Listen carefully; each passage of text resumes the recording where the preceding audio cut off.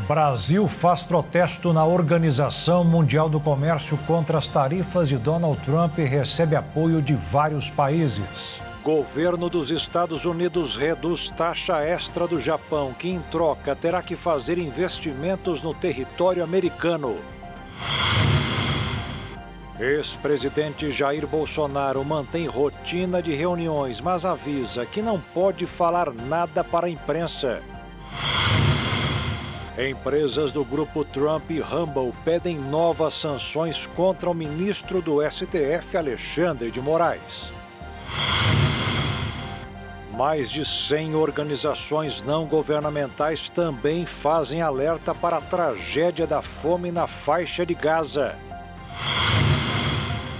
Ucranianos fazem primeiro protesto desde que começou a guerra com a Rússia contra o governo de Volodymyr Zelensky. Casos de artrose nas mulheres com mais de 55 anos de idade mais que dobraram no mundo inteiro. E é cada vez maior o número de pessoas acelerando o passo em corridas de rua em São Paulo em busca de uma saúde melhor. É agora no Jornal das 22.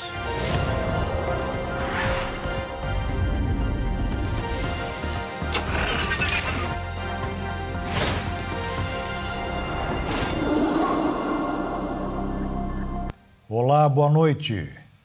O ex-presidente Jair Bolsonaro participou hoje de reuniões em Brasília, mas fez questão de dizer aos jornalistas que não pode dar declarações. Ele continua esperando a resposta do ministro do STF, Alexandre de Moraes, sobre a resposta dada pelos advogados, de que não houve desrespeito ao Supremo. O ex-presidente Jair Bolsonaro decidiu manter silêncio e suspender a participação em eventos públicos. Nesta quarta-feira, Bolsonaro esteve novamente na sede do PL, em Brasília, acompanhado do filho Jair Renan, vereador em Santa Catarina. Ao ser abordado por jornalistas, limitou-se a repetir, abre aspas, vocês sabem que eu não posso falar, fecha aspas. A defesa do ex-presidente afirma que não descumpriu nenhuma determinação judicial. Em manifestação enviada ao ministro Alexandre de Moraes, os advogados dizem que Bolsonaro permanecerá calado por respeito à decisão da corte e pedem um esclarecimento formal sobre o que ele está, de fato, autorizado ou impedido de fazer. O pedido veio após Moraes citar que a proibição ao uso de redes sociais direta ou por terceiros também vale para a transmissão, retransmissão ou veiculação de entrevistas, áudios ou vídeos envolvendo Bolsonaro. A defesa alega que não tinha conhecimento dessa extensão da medida e que o ex-presidente não pode ser responsabilizado por postagens feitas por terceiros nas redes sociais. Na segunda-feira, Bolsonaro apareceu em um evento da Câmara dos Deputados e teve falas reproduzidas por aliados nas redes. Esse episódio foi o que motivou a cobrança do Supremo. Desde então, ele tem evitado a circulação no Congresso e adotado uma postura de maior discrição. Até as refeições do ex-presidente têm sido feitas na sede do PL, onde ele permanece em reuniões reservadas com aliados. As medidas cautelares impostas a Bolsonaro incluem o uso de tornozeleira eletrônica, a proibição de contato com outros investigados e o recolhimento domiciliar noturno. O ponto de impasse, no entanto, segue sendo a restrição ao uso das redes sociais e à comunicação pública. O senador Flávio Bolsonaro, do PL do Rio de Janeiro, apresentou hoje o 29º pedido de impeachment contra o ministro Alexandre de Moraes. Até hoje, nenhum seguiu adiante. No pedido, o senador alegou que o ministro violou a liberdade política ao impor medidas cautelares ao ex-presidente Jair Bolsonaro, o que pode ser considerado como censura. Flávio Bolsonaro antecipou a volta ao Brasil. Estava em férias na Europa e retornou agora à noite ao país. As empresas Trump Media e Rumble pedem à justiça americana sanções contra o ministro do Supremo Tribunal Federal, Alexandre de Moraes. O pedido apresentado alega que o bloqueio de perfis em redes sociais violariam direitos humanos. As empresas Trump Media, ligado ao presidente dos Estados Unidos, Donald Trump, solicitaram ao Tribunal Federal da Flórida que encaminhe ao Departamento de Estado dos Estados Unidos os documentos de um processo contra decisões do ministro Alexandre de Moraes do Supremo Tribunal Federal. O objetivo é que o governo americano avalie a aplicação de sanções contra o magistrado e outros integrantes da corte, com base na lei global Magnitsky. A lei Magnitsky permite punir estrangeiros por supostas violações de direitos humanos, nunca havia sido invocada em disputas envolvendo o Brasil. A ação ocorre no contexto de tensão entre os países. O governo dos Estados Unidos revogou vistos de ministros, horas após o ministro Alexandre de Moraes determinar o uso de tornozeleira eletrônica pelo ex-presidente Jair Bolsonaro. O secretário de Estado Marco Rubio citou preocupações com perseguição política e censura. Alexandre de Moraes assinou a ordem 2 dias depois de o presidente dos Estados Unidos, Donald Trump, anunciar uma tarifa de 50% sobre a importação de produtos brasileiros. Na carta em que divulgou a medida, o presidente americano espalhou desinformação sobre o processo no STF contra Jair Bolsonaro e acusou a corte de expedir centenas de ordens de censura secretas e ilegais para plataformas de mídias sociais dos Estados Unidos. Na semana passada, o ministro havia ordenado a Rumble excluir as publicações do bolsonarista Rodrigo Constantino, que vive nos Estados Unidos. De acordo com a Rumble, o perfil está inativo desde dezembro de 2023. Além disso, a ordem de Alexandre de Moraes seria inofensiva, uma vez que a plataforma já está bloqueada no Brasil desde fevereiro. No início do mês, o magistrado foi alvo de mais uma intimação judicial dos Estados Unidos. A intimação concedeu ao ministro um prazo de 21 dias para apresentar sua defesa. Caso não haja resposta, Alexandre de Moraes será julgado à revelia, situação na qual o processo avança com base exclusivamente nas alegações dos requerentes, Trump Media e Rumble. Além do pedido de sanções, as empresas buscam declarar as ordens do Supremo Tribunal Federal inexequíveis, ou seja, impraticável nos Estados Unidos para sua execução jurídica. O pedido apresentado alega que medidas como o bloqueio de perfis em redes sociais violariam direitos humanos. As empresas argumentam que as decisões de Alexandre de Moraes são arbitrárias, ilegais e ofensivas à consciência moral. O Tribunal de Justiça de São Paulo aceitou a denúncia do Ministério Público contra os 4 policiais envolvidos na execução de um homem na favela de Paraisópolis. A ação foi captada por câmeras de segurança acopladas ao uniforme. Igor Oliveira, de 24 anos, foi morto com um tiro na cabeça. Ele estava em um cômodo desarmado quando os PMs ordenaram que colocasse a mão na cabeça. Mesmo obedecendo, Igor foi baleado. A gravação foi feita no início do mês de julho, durante uma perseguição a suspeitos envolvidos com tráfico de drogas em Paraisópolis, na zona sul de São Paulo. 4 policiais foram denunciados por homicídio doloso qualificado, que é quando a pessoa tem intenção de matar. Renato Torquato da Cruz, o primeiro a atirar na vítima, e Robson Noguchi de Lima, ambos do 16º Batalhão da Polícia Militar Metropolitana, foram presos em flagrante. Os outros policiais, Hugo Leal de Oliveira Reis e Vitor Henrique de Jesus, são acusados de participarem de homicídio qualificado, mas respondem em liberdade. Segundo a promotoria do caso, a execução foi realizada por motivos repugnantes e com abuso de autoridade. A morte de Igor gerou revolta na comunidade, que realizou um protesto e, durante as manifestações, uma pessoa foi presa e outra morta. O coronel Emerson Massafera, chefe de comunicação da PM, afirmou que houve erro na conduta dos policiais. Quando há erro, a Constituição corrige. No Paraná, pelo menos 11 pessoas ficaram feridas em um grave acidente entre um trem e um ônibus biarticulado. Com o impacto, o ônibus partiu ao meio. No momento da colisão, não havia passageiros em pé na parte central do coletivo. A colisão aconteceu por volta das 23 horas de ontem, na Avenida Paraná, em Curitiba. Em nota, a Rumo, concessionária responsável pela ferrovia, informou que o acidente aconteceu após o motorista do ônibus desrespeitar a sinalização e tentar cruzar a linha férrea quando o trem se aproximava. 9 vítimas foram encaminhadas a hospitais de Curitiba e região metropolitana com ferimentos considerados leves a moderados. As causas do acidente estão sendo investigadas pela polícia. A Polícia Federal realizou uma operação em 3 estados do Brasil para desarticular uma quadrilha especializada em tráfico internacional de drogas. As remessas de cocaína para a Europa eram feitas através dos aeroportos de Viracopos e Guarulhos, em São Paulo. A investigação foi comandada pela Polícia Federal de Campinas.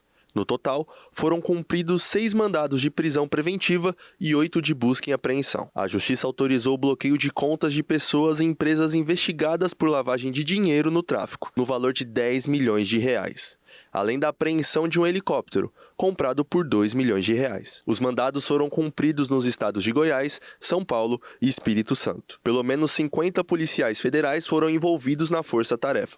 A PF identificou o envio de pelo menos 12 remessas de drogas em voos comerciais, totalizando dezenas de quilos de cocaína. A investigação contou ainda com o apoio de autoridades portuguesas e francesas. A apuração começou a partir da prisão em flagrante de um homem e uma mulher no dia 26 de fevereiro de 2024. Eles tentaram embarcar em um voo do aeroporto Viracopos, em Campinas, para Paris, na França, com 10 quilos de cocaína escondidos no fundo falso de uma mala. O caso permitiu a identificação de uma complexa rede de pessoas físicas e jurídicas que atuaram no tráfico internacional de drogas. Os investigados podem responder, além de tráfico internacional de drogas, por organização criminosa e lavagem de dinheiro, com penas que podem chegar a 45 anos de prisão. A operação recebeu o nome de Odisseus, em referência à mitologia grega, que representa a jornada dos investigadores para identificar o esquema. Os aeroportos do estado de São Paulo são os mais visados para esse tipo de crime. Além de Viracopos, o Aeroporto Internacional de Guarulhos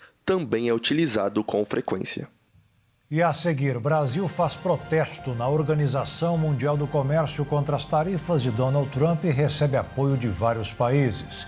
E o governo dos Estados Unidos reduz taxa extra do Japão, que em troca terá que fazer investimentos no território americano.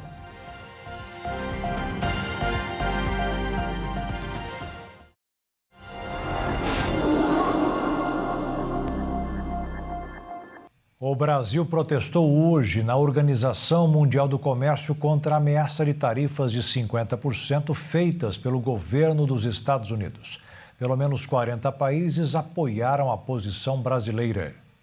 O governo brasileiro intensificou as críticas às tarifas anunciadas pelos Estados Unidos. Durante o discurso na Organização Mundial do Comércio, o Itamaraty condenou medidas classificadas como arbitrárias e implementadas de forma caótica. As falas ocorrem a 9 dias do prazo previsto para o início do tarifaço anunciado por Washington, que pode afetar em cheio produtos do agronegócio brasileiro. Apesar das tensões, o governo do Brasil afirma que não pretende abandonar a mesa de negociações, mas também não descarta reações. O presidente Luiz Inácio Lula da Silva já indicou que, se necessário, pode aplicar a chamada Lei da Reciprocidade Econômica com imposição de tarifas equivalentes às americanas. Para o governo, as novas taxações configuram uma tentativa de interferência externa e ferem a soberania nacional.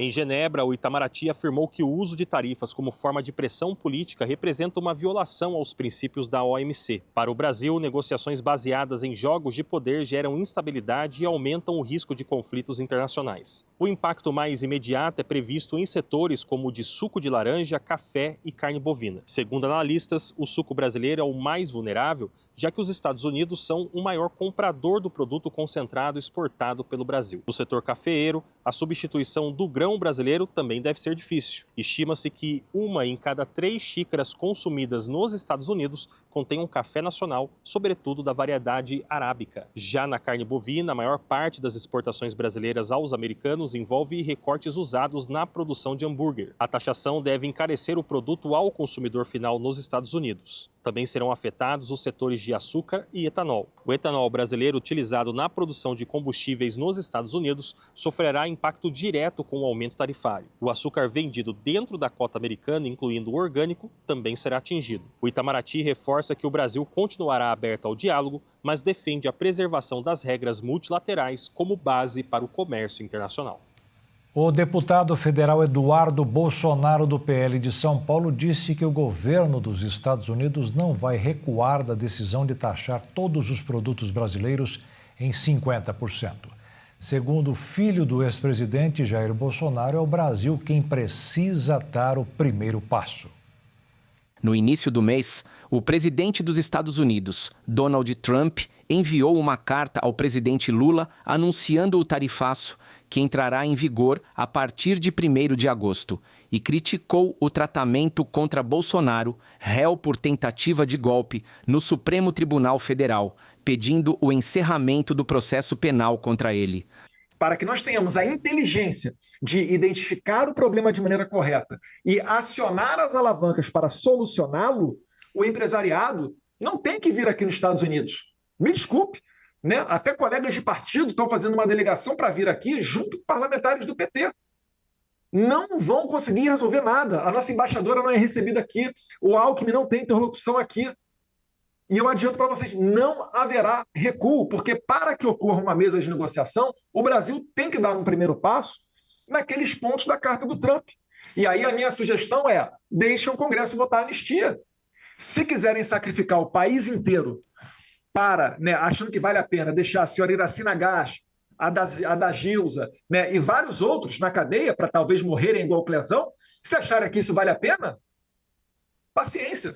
Na mesma declaração, Eduardo voltou a afirmar que a comissão de senadores que viajará aos Estados Unidos em missão para tentar negociar a tarifa não vai conseguir resolver nada. A declaração ocorreu durante participação no podcast Inteligência Limitada, transmitido na última segunda-feira.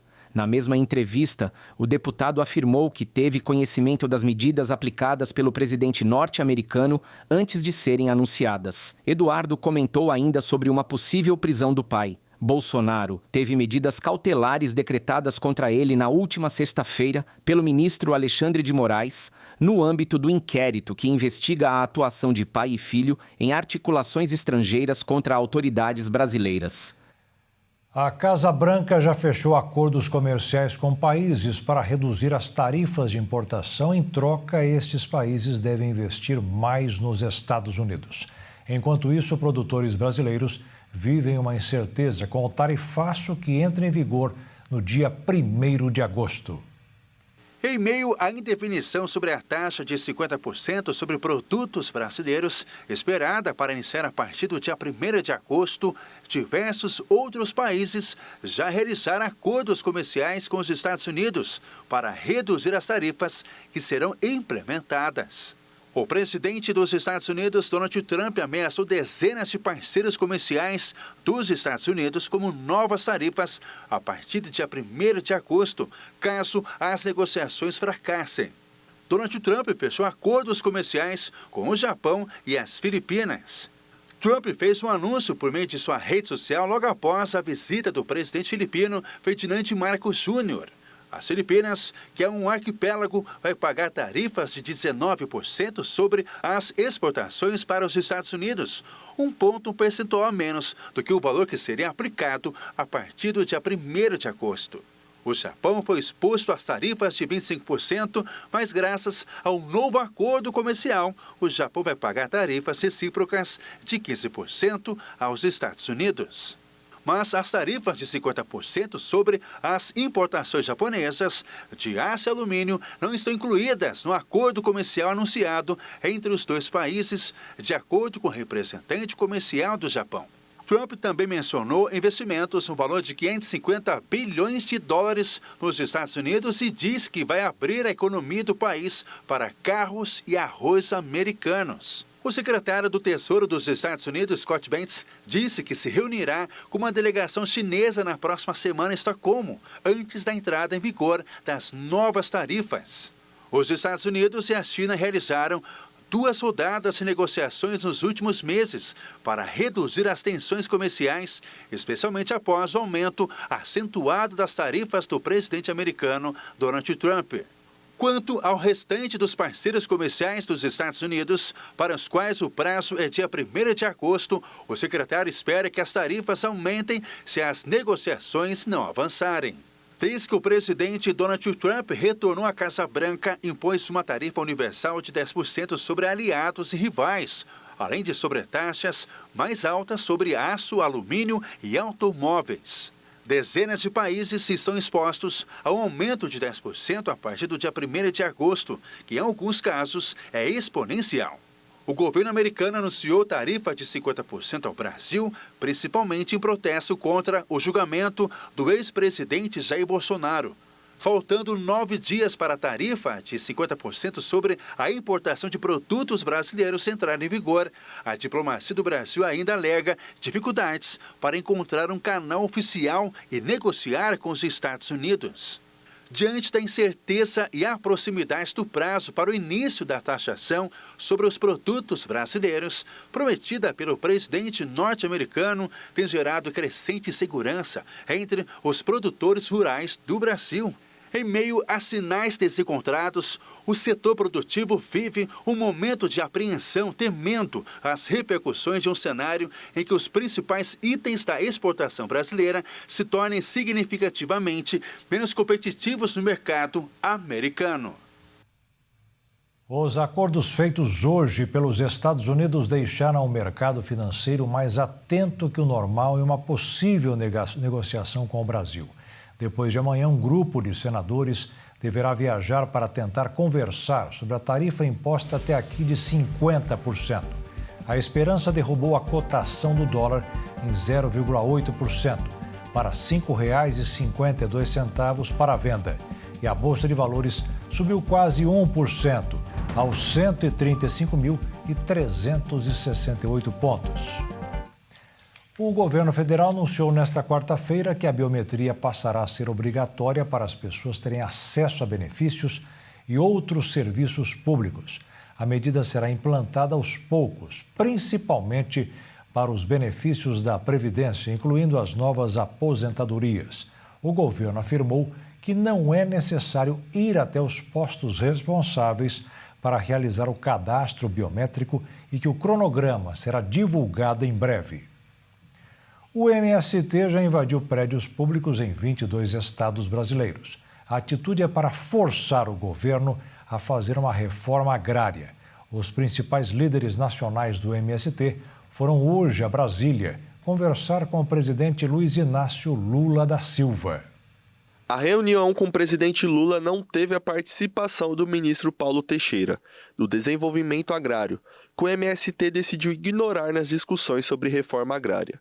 Pelo lado do governo, participou apenas a ministra Gleisi Hoffmann, das Relações Institucionais. O movimento deu início nesta semana a uma campanha direcionada a pressionar Lula diretamente por uma solução para o campo. Segundo o balanço do MST, desde o último domingo foram realizadas ações em sedes do Instituto Nacional de Colonização e Reforma Agrária, em 21 estados, além de prédios do Ministério da Agricultura, Banco do Brasil e secretarias estaduais.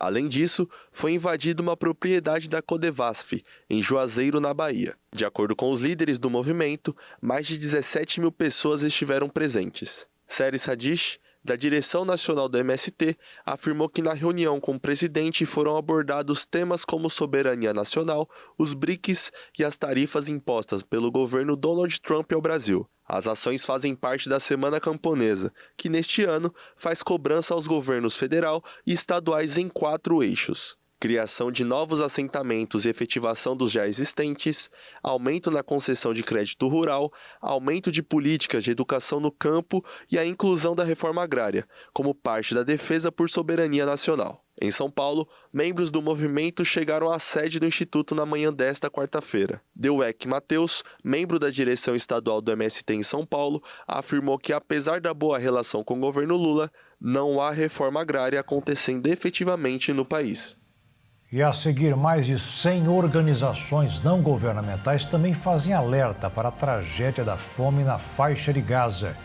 Ucranianos fazem primeiro protesto desde que começou a guerra com a Rússia contra o governo de Volodymyr Zelensky.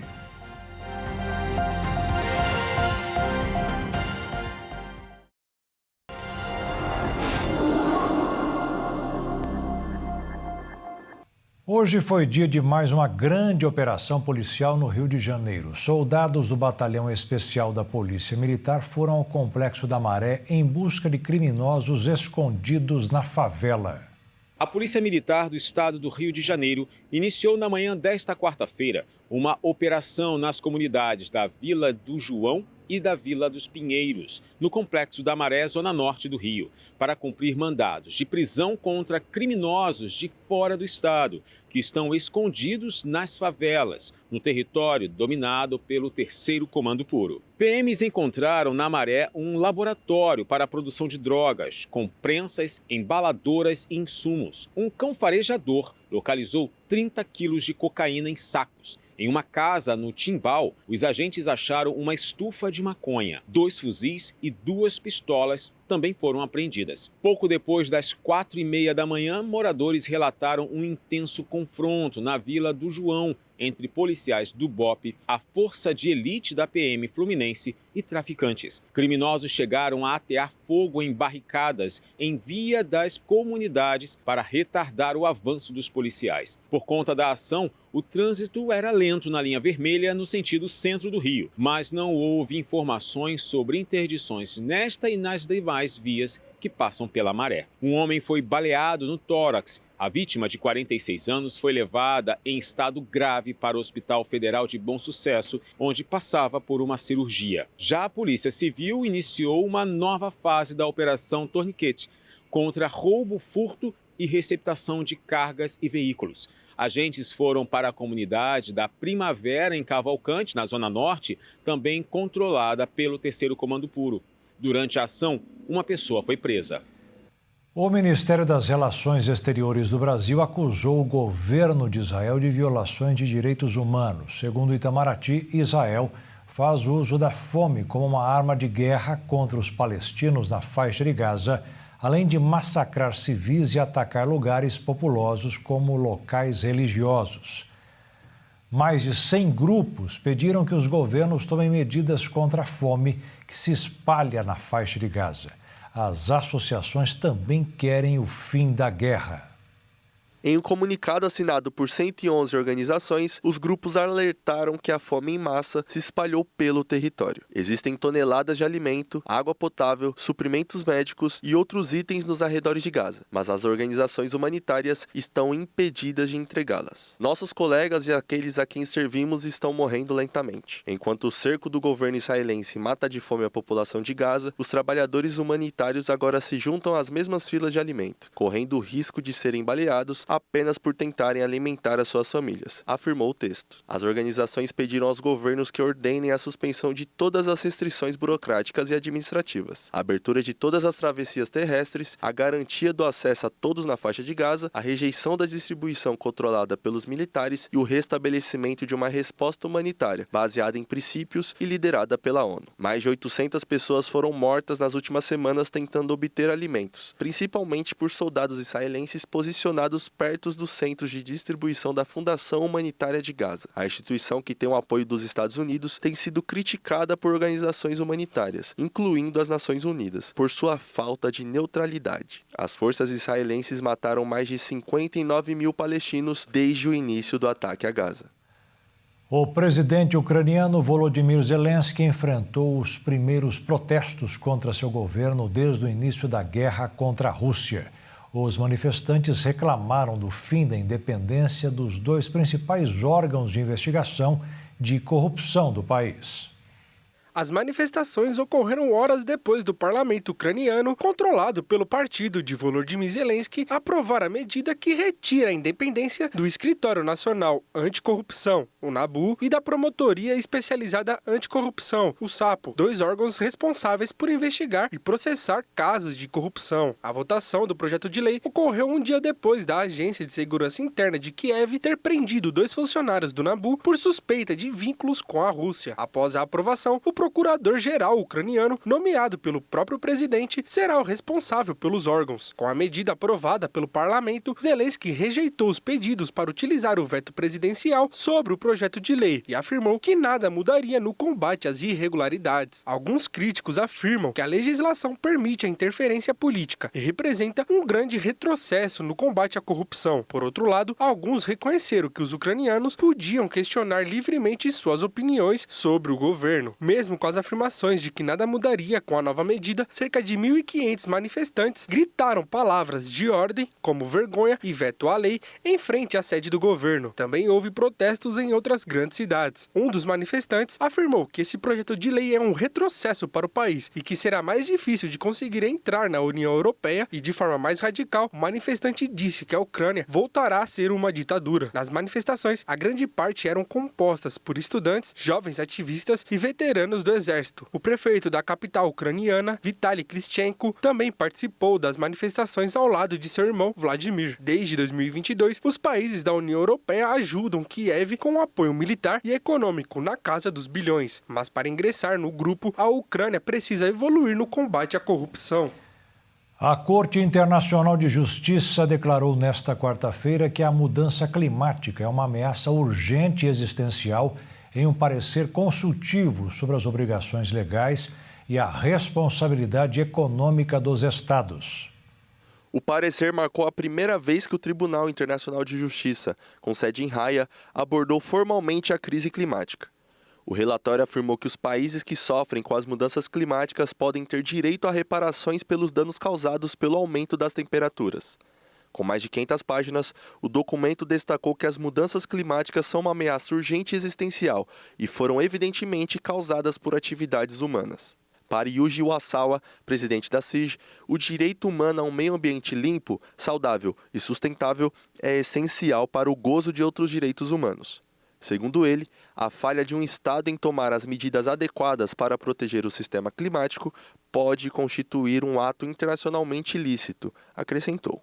O tribunal afirmou que os Estados devem cooperar para reduzir a poluição, que provoca o aquecimento global, e que os países prejudicados pela crise climática devem ter direito a reparações caso a caso. Especialistas afirmam que ela pode impulsionar as negociações climáticas e dar impulso aos processos judiciais climáticos em todo o mundo. Flora Vano, gerente nacional da organização sem fins lucrativos ActionAid em Vanuatu, declarou que esta decisão é uma ferramenta poderosa, que pode ser usada para exigir que os principais responsáveis pela crise climática sejam responsabilizados. Segundo ela, à medida que o clima do planeta se torna mais caótico, esta decisão abre caminho para as proteções e reparações para reconstruir vidas e garantir um futuro justo. Mais de 100 estados e organizações internacionais participaram de 2 semanas de audiência perante o tribunal em dezembro. Muitos países mais ricos argumentaram que as responsabilidades climáticas já estavam estabelecidas em tratados existentes, incluindo o Acordo Climático de Paris. Os países em desenvolvimento, que estão pagando um preço alto e mortal por uma crise climática que pouco fizeram para causar, argumentaram que esses tratados estão falhando e pediram medidas mais fortes para garantir um planeta habitável.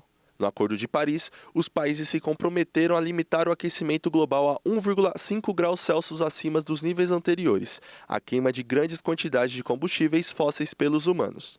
O mundo caminha atualmente para um aquecimento de 3 graus Celsius até o final do século, o que traria impactos catastróficos e o risco de desencadear pontos de inflexão climática, incluindo o derretimento da camada de gelo, que pode ser irreversível na escala de tempo humana. Em maio de 2024, o Tribunal Internacional do Direito do Mar concluiu que o dióxido de carbono, produzido pela queima de combustíveis fósseis, é considerado poluição marinha. O tribunal, sediado na Alemanha, decidiu que os países tinham obrigações legais de mitigar os impactos. No início deste mês, a Corte Interamericana de Direitos Humanos emitiu um parecer consultivo, que declarou que os países têm o dever, perante o direito internacional, de enfrentar a ameaça representada pelas mudanças climáticas. E a seguir, casos de artrose nas mulheres com mais de 55 anos de idade, mais que dobraram no mundo inteiro. E é cada vez maior o número de pessoas acelerando o passo em corridas de rua em São Paulo em busca de uma saúde melhor.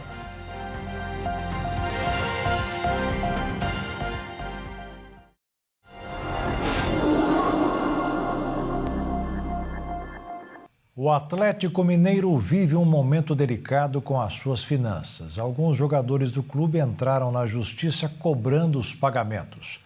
Um até pediu rescisão contratual. Nesta tarde, parte dos valores foram quitados.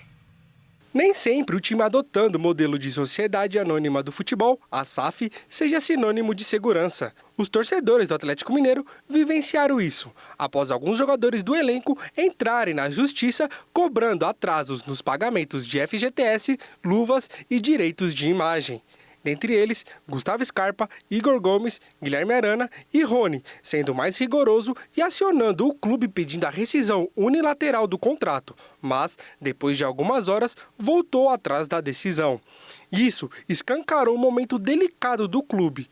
O time mineiro enfrenta algumas dificuldades para honrar os compromissos de curto prazo, como os salários dos jogadores e pagamentos aos outros clubes pelas contratações.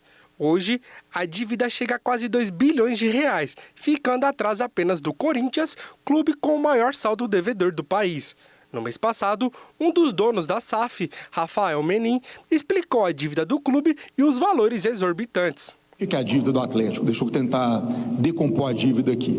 O primeiro pedaço da dívida é a famosa dívida onerosa. É o que a gente deve para os bancos e aquele CRI que foi constituído para a gente finalizar a arena. Isso dá mais ou menos 900 milhões de reais, tá bom? Além disso, a gente tem uma dívida com o Profut, que é uma dívida de impostos de décadas, né, que a gente assinou um termo com o governo, como todos os clubes brasileiros fizeram também, né, e que são 300 e tantos milhões de reais, 350 milhões de reais. E a gente também deve, aí quando eu falo dever, quando a gente compra um atleta, qualquer atleta, a gente não paga o atleta à vista. O atleta ele é comprado parcelado em 2, 3 anos. Então nós já pagamos, algumas dezenas de milhões de reais ou centenas de milhões de reais pelos atletas que a gente comprou ao longo dos anos e ainda falta, por volta de 200 milhões de reais. Então essa é a dívida do Galo. Compra de atletas, Profut e a famosa dívida onerosa. Mesmo com as dificuldades financeiras, o Atlético manteve o alto padrão de investimento no mercado financeiro, com gastos que somam cerca de 150 milhões de reais. Essa insatisfação dos atletas não é de hoje. No dia 7 de julho, os jogadores do Galo fizeram um protesto silencioso durante as atividades. Eles treinaram com o bolso dos shorts para fora em razão aos atrasos. Os torcedores saíram em apoio ao elenco, estenderam faixas do lado de fora do CT e no estádio, em protestos contra a SAF do clube. Após todo o ocorrido, o clube se reuniu com os jogadores e todo o departamento no centro de treinamento e estipulou uma data para acertar os valores atrasados. Os casos de artrose mais que dobraram nas mulheres. Um estudo global apontou que a doença que afeta as articulações atinge principalmente quem tem mais de 55 anos.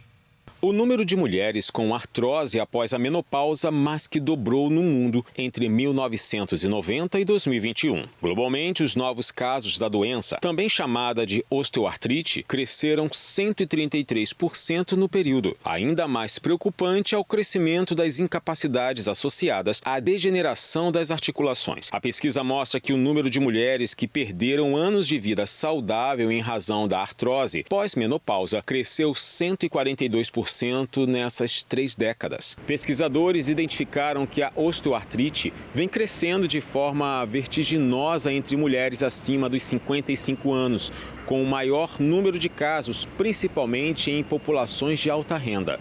Embora o tema seja relativamente novo nas pesquisas, já há uma relação bem documentada entre o aumento do risco da doença após o climatério. O desgaste causado pela doença pode afetar diversas articulações do corpo. No estudo, a maioria das voluntárias tinham sintomas da doença nos joelhos, sendo essa a articulação mais afetada também nos casos de incapacitação. Outros fatores podem estar relacionados ao aumento de casos, especialmente a obesidade. O aumento vinculado ao sobrepeso foi responsável por 20% do total de anos saudáveis perdidos pelas voluntárias da pesquisa.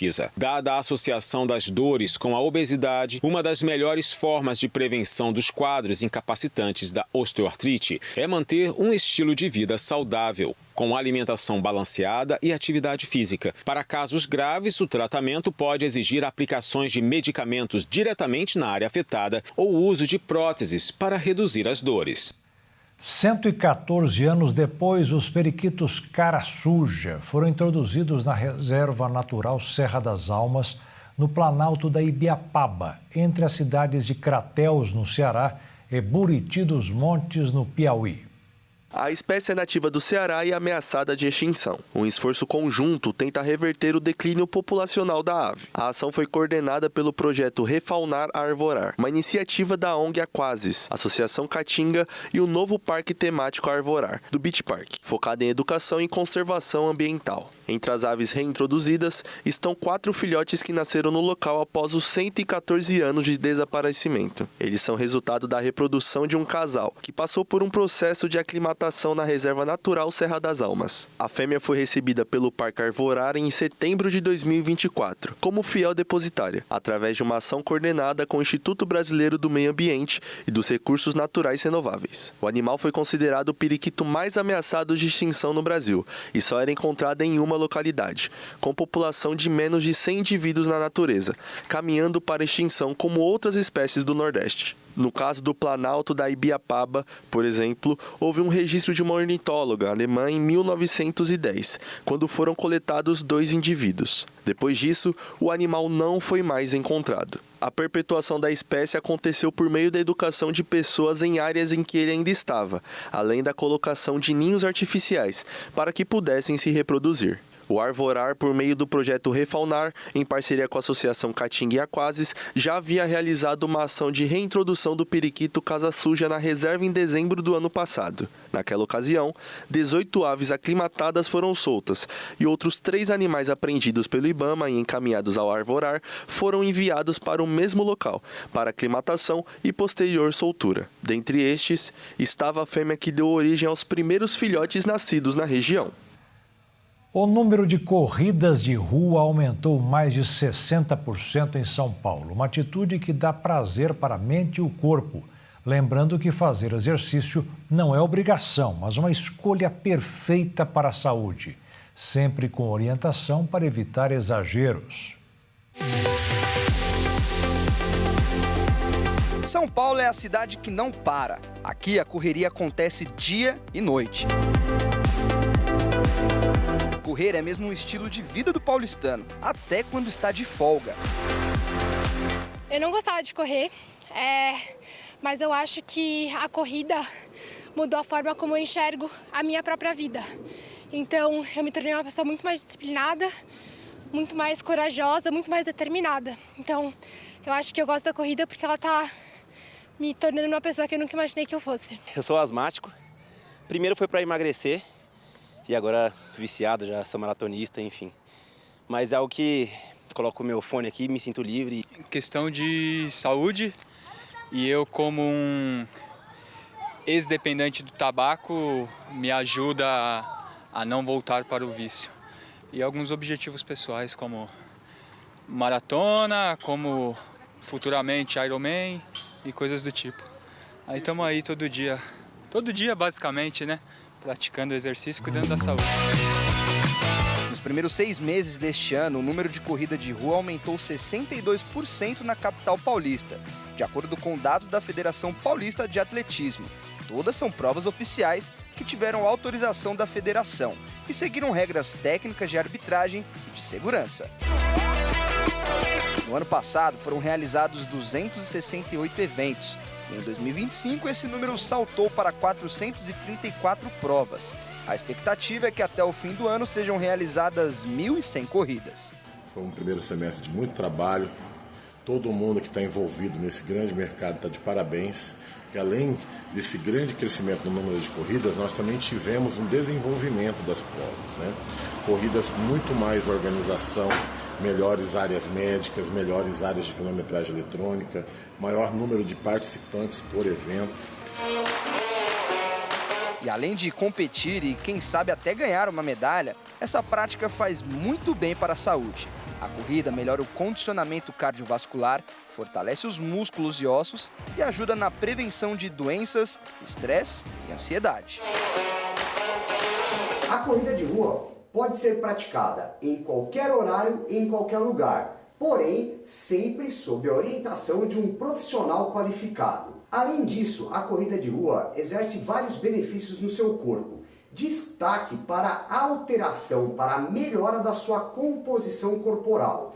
Com a corrida de rua associada a uma dieta balanceada, você irá ter uma redução da sua gordura corporal e um aumento da sua massa magra, trazendo para você um estilo de vida mais saudável.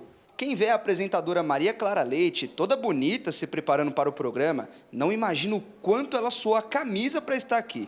Isso porque a Maria Clara está seguindo um rigoroso programa de treinos para realizar a sua primeira corrida de rua em outubro. E ela está em um desafio chamado Saúde Além das Curvas.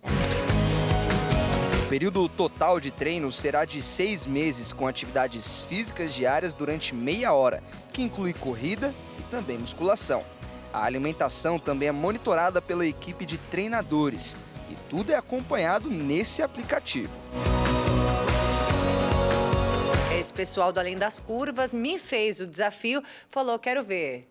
Você aceita entrar nessa? Eu falei, eu até aceito, mas eu estou extremamente sedentária. E aí ele falou assim, né, o preparador físico que está junto com a gente, o Daniel Barsottini, ele falou assim, quanto tempo você tem por dia para treinar? Eu falei, no máximo meia hora. Todo mundo tem meia horinha, vai, gente? Falei, no máximo meia hora. Ele falou, então tá certo, eu vou preparar um treino para você, para que você treine meia hora por dia. Então, começamos lá no início, né, de todo esse processo, no dia 1º de abril, começamos com meia hora por dia de exercício, né? A gente tem a corrida, tem um pouquinho de musculação, mas tudo exercício que dá para fazer em casa, né? Então, muita coisa eu fiz em casa, né? Agora eu tô na academia, mas muita coisa eu fiz em casa. E agora estamos estendendo um pouquinho essa parte da corrida.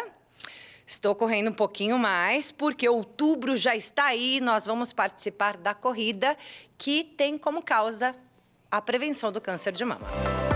Mas é claro, o espírito de competição também é um combustível nessa preparação. Minha intenção é apenas participar, correr e tomar gosto pela coisa. Eu que estava sedentária, não estava fazendo nada, agora já acordo todos os dias de manhã com vontade de ir à academia, de treinar, de correr e de manter a minha saúde. Então, a ideia era muito mais uma mudança de estilo de vida do que participar de corridas de rua. Mas eu acho que eu vou acabar me apaixonando, viu? Vai ser a primeira de muitas. Será? E a Maria Clara é mais um entre milhões de paulistanos que não param de correr. E acabou pegando amor nessa corrida diária.